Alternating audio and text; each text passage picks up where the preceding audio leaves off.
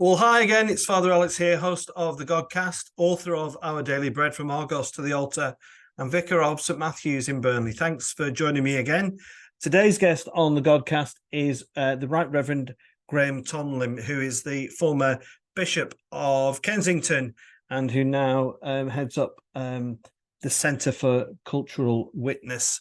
If you enjoy this Godcast, then do please subscribe. There's a link in the bottom right-hand corner, and also check out all the other interviews. There's over 130 interviews now with people from the media, from music, from comedy, and from the church as well. So something for everybody.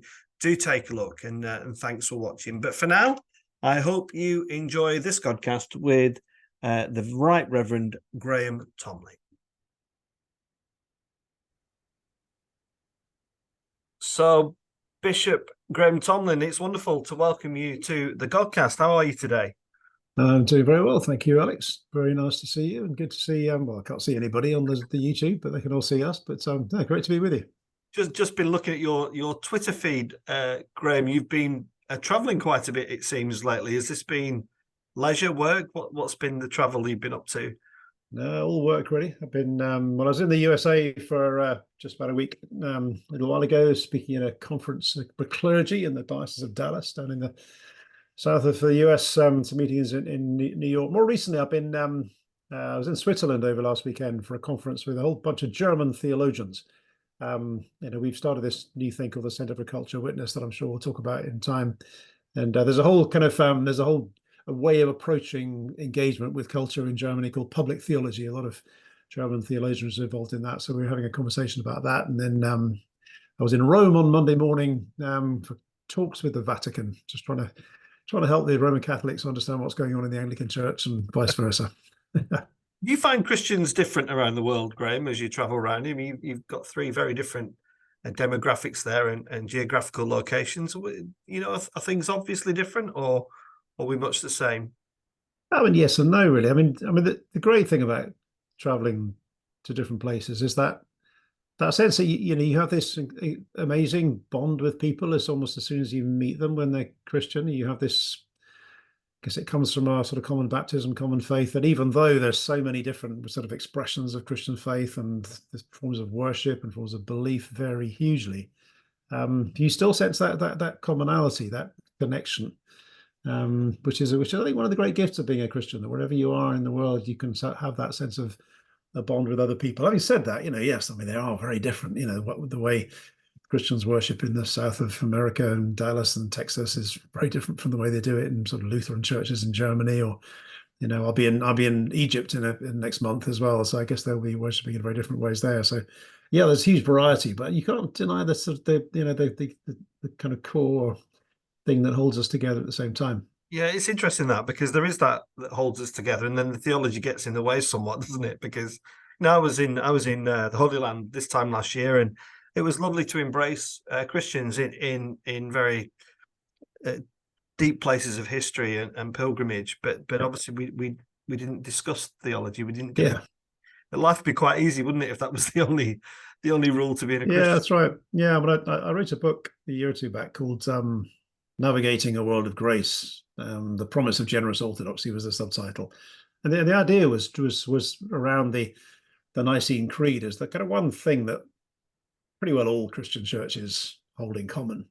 And the remarkable thing about it is it's not it is a work of theology. It's a work of discerning what this kind of summary of the Bible in 175 words in Greek. And yet it's something that there's not a sort of bland lowest common denominator that just about no one can disagree with. It's quite a distinct sort of view of the world. It gives you a lot of scope to think and to move within. So it's a kind of broad space, but not without its limits. And it seems to be so theology sort of helps and doesn't help sometimes. It helps to bind us together in terms of something like the creed, but sometimes, as you say, some of the other questions can divide us. But yeah, and there will be. I'm really fortunate. Lots of people who watch and listen to the Godcast aren't from a church setting, Graham. So just to give some context about yourself, your CV is quite a resume, isn't it?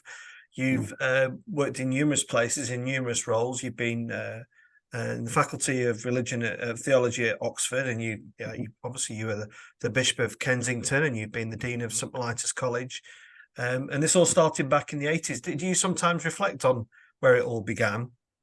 Yeah, no, I do. I mean, I kind of well, I grew up in a Christian family. In fact, my dad was a Baptist minister, so I didn't grow up an Anglican at all. And it's one of those homes where you were kind of, taught to pray and taught to go to church from the sort of earliest days. But I guess I hit my teenage years, and like a lot of teenagers, just decided it wasn't true. I couldn't make any sense of it at all as you kind of grew out of. I think looking back on it, I think I had a sort of childish faith that when when you hit teenage years, you think that's not good enough for you any longer. So I kind of cast it aside. I think the sad thing is many people never recover that. Many people kind of leave sort of childhood faith behind, and they never realize that there's an adult form of Christian faith that you can embrace. And so after a number of years of rather self-consciously, rather arrogantly calling myself an atheist, I kind of found my way back into well, I don't know. I say found my way. I'm not sure I did find my way. I think somehow in some strange way God drew me back into Christian faith with the help of a few Christian friends and various events and so on. And so stumblingly found myself one day thinking, yeah, maybe I am a Christian after all. And then it's so that's a bit of the story. I mean, I didn't write this question down, but just listening to you speak, do you think it's easier to lose your faith or easier to gain your faith? What do you think? Yeah, it's an interesting one. I think there's a lot of evidence to suggest that people who have had some kind of Christian upbringing in their early years and who then move away from faith are more likely to come back to it than those who've never had a sort of background in Christian faith. I mean, is it to lose faith or gain it? I mean, a lot of people do lose faith for all kinds of different reasons, some understandable, some less so. But and maybe today in our kind of culture, probably it's, I think there's probably more evidence of people losing faith than gaining faith. But, every now and again, you see those stirrings of something going on. And I increasingly find people discovering faith again. It's one of the great things about being a bishop was just getting around and hearing the stories of people who get confirmed, and especially the story of adults who've kind of discovered Christian faith kind of against the tide, as it were, because it is a bit of against the cultural tide at the moment to find a faith as an adult. And it's fascinating to kind of hear those people who and the reasons why they kind of come back to faith. And so it does happen, and it's very, very sort of intriguing when it does, almost because it's against the tide, as it were, makes it that much more special. I'm a member of General Synod, Graham, and people will expect me to ask a bishop certain questions. But one of the questions I'd like to ask is about the decline of numbers in the Church of England, and this maybe will tie in with your work in the Centre for Cultural Witness. The church has seen some rapid decline and is at a pretty low ebb at the moment. And I don't like to speak negatively about the institution that I'm part of, but it is. First of all, what do you attribute that to? People will point the finger at certain things. Do you reflect on what that might be? Well, I think it's a number of things. I think generally speaking, there's a kind of decline in corporate institutions in our country, and not just in our country, across the Western world. It's not just church attendance that's plummeted. Political party attendance membership has plummeted a great deal. You get all kinds of those sort of intermediate institutions that sort of stand between the kind of the state and the individual. They've all declined pretty well. Pubs close at even faster rate than churches have in past years. So it's partly that. It's partly a sort of lack of trust in institutions, partly a kind of atrophying of our sort of civic life, the sense of our, those local gatherings of things that held people together. So I think that's part of it. I think it's partly a kind of it's also partly a sort of growth of individualism within our culture, that we tend to think, well, I'm an autonomous individual, able to choose my own things. So church or anything else like that is not a sort of natural thing that you were part of. I think when I grew up, it was slightly more the sense that if you were kind of born into this country, well, you kind of the default position was you were part of a church.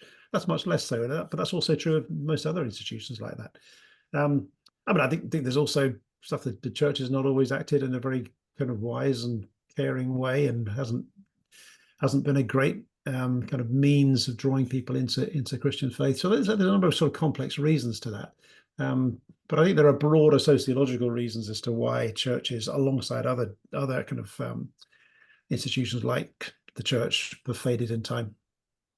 And you're I don't know many bishops that gave up their episcopacy, and I know you haven't in general terms, but yeah. You gave up the See of Kensington. Graham, was that a difficult decision, and why did you do that?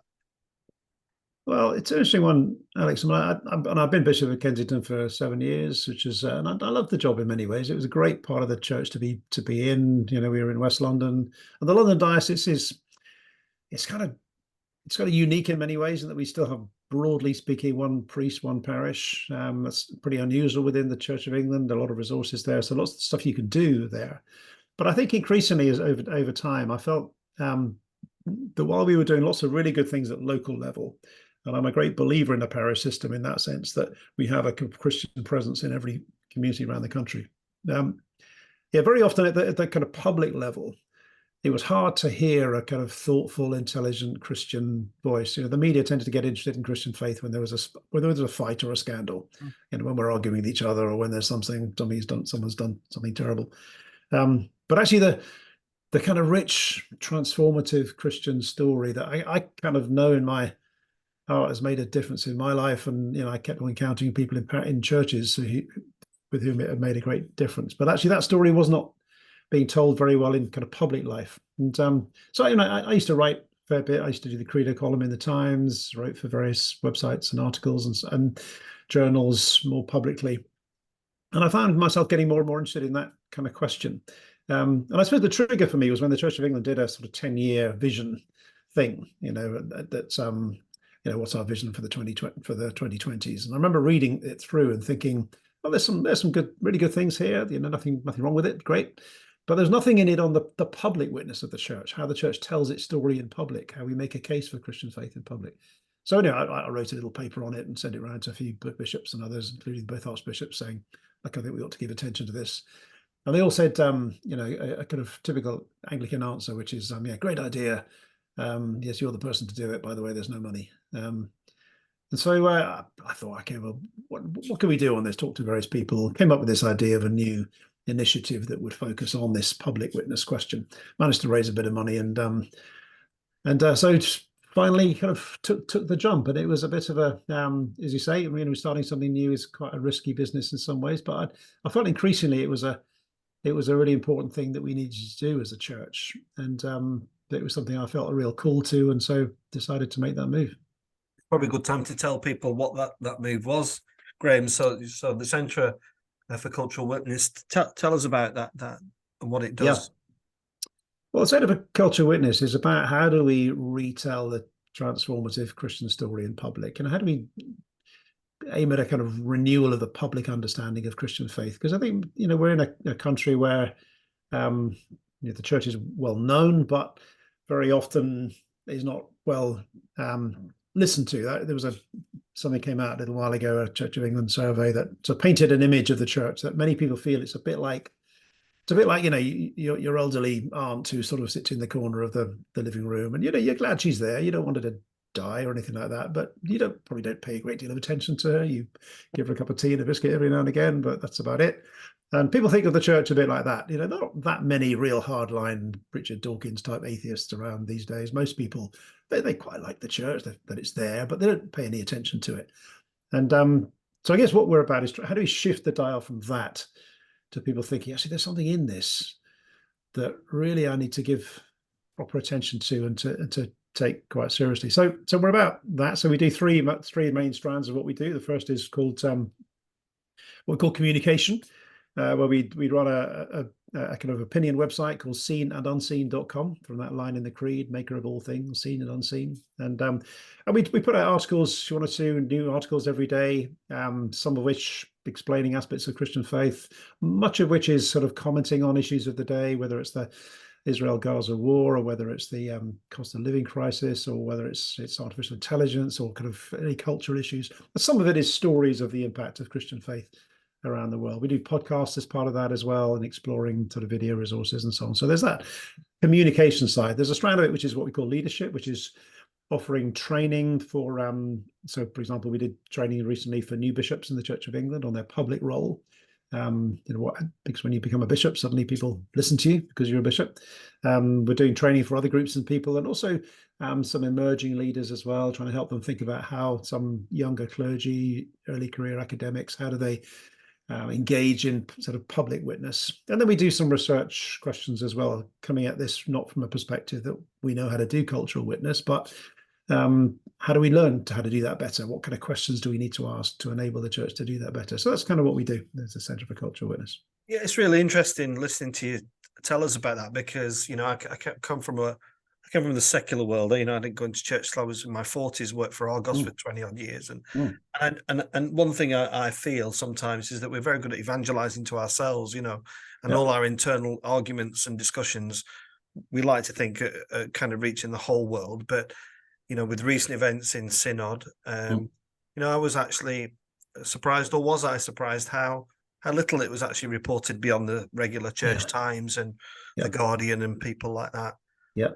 So do you feel you are reaching beyond the four walls of the institution? Well, we're beginning to try to do that. And what we're trying to do is to do exactly that very thing. So one of the things we say to our writers, we've got a wide range of writers, some of them theologians, some of them clergy, some of them lay people, journalists, kind of quite a wide range of people. But we say to them, the number one rule is always write for the person outside the church. Don't write for the internal church audience. There are lots of websites out there that write for the church audience, and that's great. We kind of need that. But for this one, always have in mind the person outside the church. And that doesn't mean dumbing down your Christian faith. We are explicitly Christian. We're kind of unashamed about that. We're someone wanting to speak from within the church, as it were. But always addressing that person outside the church. That's actually quite a good discipline. I found that actually just trying to learn to do that myself when I write for the site. I'm not writing for a Christian audience. I'm writing for an audience outside the church. And part of the aim of that is to enable, obviously most people who read a site like this will have a faith already, and that's which is fine. And hopefully what they read will help them see how Christian faith relates to some of the issues that are going on in the world today. But also the kind of thing that you would feel quite easy passing on to a friend. So, for example, we've done an article recently on the Christian faith of Ludwig Beethoven. Now, you might think, okay, I'll read that. It's kind of interesting. But who do I know who likes Beethoven? I'll send that on to him. We don't want on Taylor Swift. You might want to. So the idea is to kind of, it's something that people who have a faith can both learn from themselves, but also use to pass on to other people to stimulate conversations and to enable people to see that Christian faith has got something quite distinctive to offer the rest of the world and open up a whole new view of reality.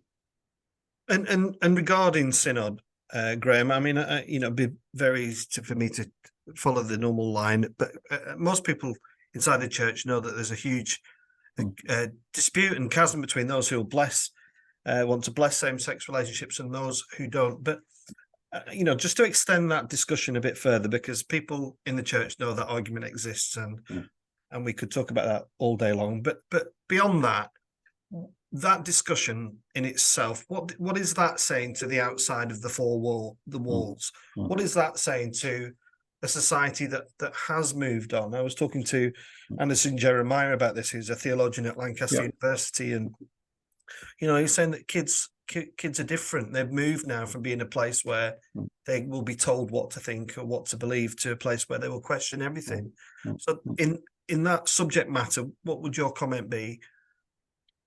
Yeah, I mean, I think you're right. I mean, it's something which, on the one hand, as you say, like you, I've been struck by sometimes how little it's reported outside the church, that it's as a kind of internal fight we're having that actually not that many people outside the church are interested in. I think the other thing I'd say about it is that like anything, the church has always had disputes and arguments amongst ourselves, and one of the things that we do within the site is, one of the things we try to avoid is to get involved in the internal conversations or the internal sort of fights that we have. But on the other hand, it seems to me that it is an opportunity to be able to talk to people outside the church on, well, why is there a fight going on in the church about it? Why do people feel so sort of passionately about it on one side or the other? And so whichever side you take of the debate, it gives you an opportunity to say, well, this is why I feel that we should or shouldn't bless same-sex couples. And that gives you an opportunity to talk about the real heart of Christian faith, because both sort of sides of the argument, I think, have their reasons as to why they take the view they do, that hopefully go back to the very heart of their understanding of Christian faith. And so therefore, in one sense, a positive way of looking at it is to think this gives you an opportunity to say, well, this is why I take the view I do, and this is where it's rooted in my own Christian faith. Now, that will be different for different people in the argument, but I think that's one way to think about it. Yeah, and one of the other things that I wanted to ask you about is the role of a bishop. Yeah, if anybody's come in for a bit of a kicking over the last few weeks, it's been the bishops for being maybe described as well. There's been all sorts of suggestions and allegations and things thrown at them, but trying to be passively interested in this matter, it's almost a poison chalice, isn't it? Because if they say come out and say exactly what they think, they're potentially alienating a large number of priests and congregations in their own diocese. So the challenge of being a bishop is huge. How do you go about that? What is the pastoral direction we can offer our bishops? Yeah, I remember when I became a bishop, people started calling me Bishop Graham, which is a bit of I'd look around, who are they talking to? Oh, it's me, And one of the things you kind of work out how to do when you're a bishop is how do I be bishop, and how do I be Graham, and how do I be Graham in a bishop way, and how do I be a bishop in a Graham kind of way? There is that interaction between the person and the office that you live with all the time as a bishop. And the same is true as a vicar, isn't it? When you're a local parish priest, you are the vicar and you're also Alex. So, you have to kind of navigate those two things. And I think and to an extent, it's an extension of something that's always been true for bishops. So when you become a bishop, every bishop comes from a particular part of the church. We've all got our traditions that we're part of, whether we're from sort of evangelical or Catholic or charismatic or liberal or whatever label you want to put on yourself. We all come from that. None of us come from sort of everywhere. We all have a kind of a part of the church that we come from. But when you become a bishop, you are a bishop for everybody, and you kind of have to adapt that. You have to learn ways in which other parts of the church think and operate, and try as much as you can to kind of enter into that. And so I think there's something like that going on at the same time with bishops, so that you're always working with this personal in relation to the office.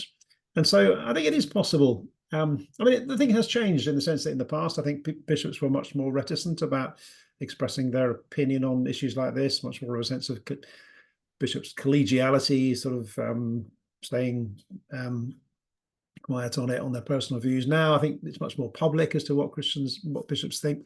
And maybe that's a good thing. It's a bit more honest, actually, that people may know where their bishops are. But I think just as, if you're an evangelical with a Catholic bishop, you kind of learn how to relate, or if you're a Catholic with an evangelical bishop, you kind of learn how to relate. Well, hopefully it can still be the case that even across difference, you can respect both the individual views of the bishop, but also their responsibility to care for the whole church, and the same the other way around, if that makes sense. Yeah. And the last one on this one, Graham, how much do you worry about this matter? We've talked about churches falling out numerous times over the years. Is this potentially a very serious one? Well, it could be if we don't get it right. I think it's quite important we do get it right, both in terms of working out a way forward for the issue itself, but also how we manage deep disagreements amongst us as a church. And we've done that in the past, and that's in some ways one of the geniuses of Anglicanism. It's been able to hold together quite deep differences across in the past, and it's going to be a real challenge to do this one well as well. So yeah, I do worry about it. Although at the same time, I don't worry about it in an ultimate sense. I do still profoundly believe this is God's church, not mine, not yours, not ours, and that He has His ways of somehow enabling the church to continue and to give its witness, and even in troubled times when it's not at peace with itself. Yeah, thanks, Graham. Something I really want to talk about. This interview is whizzing by. I want to ask you about housing. Because you've had serious connections with this, and obviously you were the Bishop of Kensington during the time of the Grenfell fire. First of all, Graham, on a personal level, how did that affect you? It affected me quite profoundly in a lot of ways, really. I mean, one on In terms of my own role as Bishop of Kensington, it was a major part of what I was called to do, I think, at that time. It happened a year and a half into my time as Bishop of Kensington, and for the next 5 years or so, it was a key part of my kind of work and ministry, maintaining relationships with people in the local area, sort of speaking in public on that issue and trying to reflect upon it. It affects you in a personal way. I got to know some of the families who lost family members and stayed quite close to some of those families, and they're the kind of stories that are just heartbreaking when you hear them. And just still being with people whose lives are just never the same again since then. But it also made a big difference in that, again, as you say, the world of housing is not something I knew that much about beforehand, but got quite interested in it as a result of Grenfell, because it was one of the things that Grenfell shone a spotlight on, the kind of inequalities and problems of our housing market. And of course, that led to the Archbishop's Housing Commission, of which I was the vice chair. So those are, I guess, a number of the ways in which it really affected me, and it still does. Yeah, and again, it's not the BBC, so I don't have to be balanced. But people may ask a bishop, where was the light in that darkness? Where was the hope in what had happened at Grenfell? Yeah. Well, I think there were signs of. I mean, there was a lot of darkness in it, and there's a lot of darkness in the story. I mean, as the story has emerged through the public inquiry, it shone a light on some pretty dark places in our culture, in our ways of the ways in which we've done or haven't done building regulation, the ways in which companies have cut corners to make profits, the way in which that kind of profit motive has affected so much in our culture, and not far beyond housing, and actually was the heart of that tragedy. Having said that, there were things that emerged from it. So, for example, I can remember on those few days after the fire, that extraordinary outpouring of compassion and action and concern from not just the local community, but from the whole country. There were people driving down from the north of England to come and bring a suitcase full of clothing. Ironically, clothing was probably not what was needed in the middle of June when it was really, really hot. And a lot of the help that was given was probably, in one sense, not immediately needed, but it was just the outpouring of compassion was something that was quite remarkable to see. The sense of, and again, sense of people within the community in North Kensington that was quite divided in many ways, and some ways still remains that, but coming together in quite strong ways. One of the things that emerged out of it was a much closer relationship between different faith communities in North Kensington. I got to know the leader of the local Islamic cultural centre really well. He became a good friend, after that time. It's a relationship that I think there was a kind of multi-faith group that had fallen apart and hadn't really met for a long time, and that kind of brought it together. And my hope is that in the long term, that actually this will lead, as a result of the public inquiry, police investigation and everything else, that actually we will probably in 10, 15 years' time have a much healthier approach to housing safety and housing more generally in our culture than we had then. It's a very costly way to kind of get to that conclusion. But one of the stories I reflected on at the time was the story of where Jesus, where there's a story about the Tower of Siloam, where people go to Jesus and they say this tower has fallen down in Jerusalem and it's killed various people. Were they worse sinners than everybody else? And Jesus says, no, they weren't more sinners, but unless you repent, you also will die in your sins, which doesn't sound very sort of encouraging. But I think what it says is that when something like that happens, when a tragedy like that happens, it's an opportunity for kind of public repentance, to look at our way of life and think what's good, what's not so good about it, what do we need to change? And my kind of hope still, even 6 years after Grenfell, in some ways it's a short period of time in the long term working out of something like this, is that it will lead to a proper kind of public reckoning and repentance over the way we've done housing and a change in the way we do it. Yeah, and kind of bringing that into 2023, Graham, and one of my frustrations with the synod is I do fundamentally think it gets in the way of mission and calling out injustice and matters that are incorrect, and working in an urban estate, I feel that very strongly.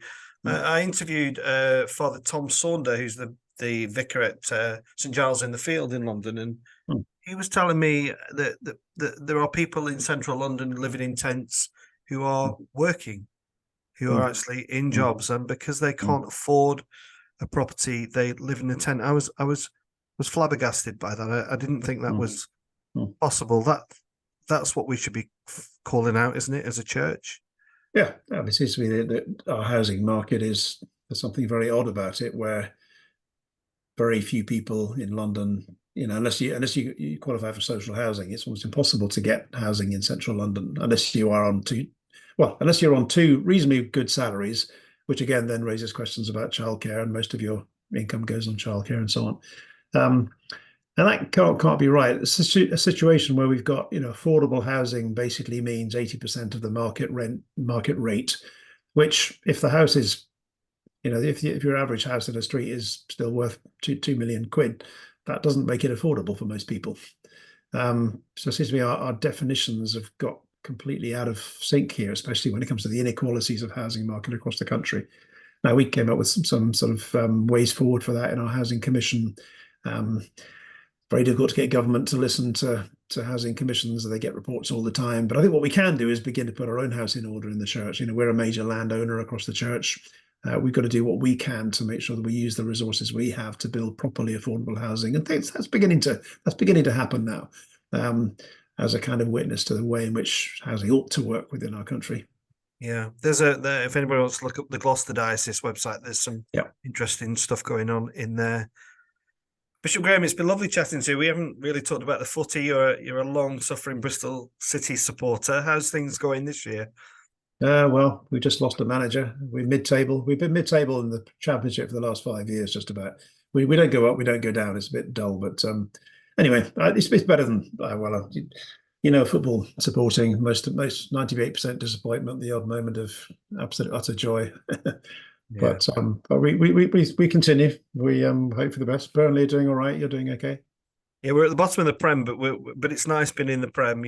I keep saying to those who are moaning, look, we could be in Division 4 where we were once upon a time, and they are not nice places to be when you're a reasonably big club as we are. And well, we've been down there too, but we still wait for the promised land one day.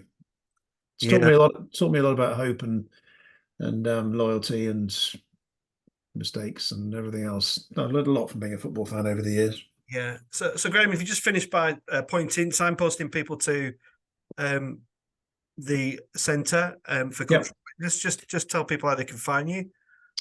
Yeah, well, you can find more about Centre for Cultural Witness on culturalwitness.org. That tells you about the organisation more generally.